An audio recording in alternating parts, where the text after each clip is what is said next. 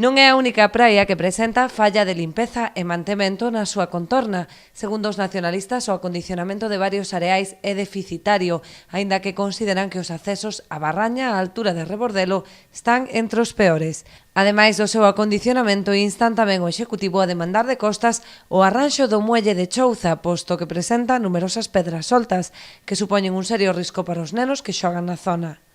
Nesta que estamos hoxe, pois vese que non hai unha limpeza da maleza, o acceso é algo que se ten que mellorar, que para acceder á praia hai un camiño que está en mal estado, e outra cousa que solicitamos pois é tamén o arranxo deste muelle que está aquí ao noso carón, o coloquialmente coñecido como o muelle de Chouza, porque tal no estado en que se atopa hoxe en día é un perigo para moitos bañistas e usuarios desta praia.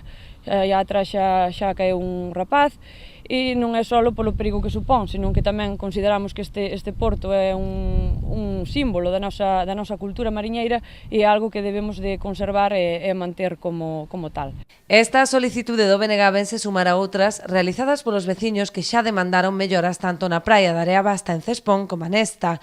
Polo momento xa conseguiron que se acometeran algunhas melloras, como a retirada dun artefacto de poliéster que supoñía un grave impacto paisaxístico, así como un risco medioambiental. En materia medioambiental, preocupáronse tamén pola presenza de restos dos fogos de artificio no peirao de Cabo de Cruz. Lembremos que, a pesar de que nos poden dicir que son plásticos biodegradables, todos sabemos que iso é un pouco un eufemismo. Os plásticos biodegradables, en vez de deteriorarse aos 1000 anos, por exemplo, deterioranse aos 500. Eso non é de recibo. Entón, pois eso, instar ao Concello que despois de todo este tipo de actividades, pois que se recolla. Lembrar que aí no Muelle do Cabo, evidentemente, a poucos metros está un polígono de bateas do que vive moitísima xente directamente, e nin que dicir que máis da metade de Boiro, pois indirectamente.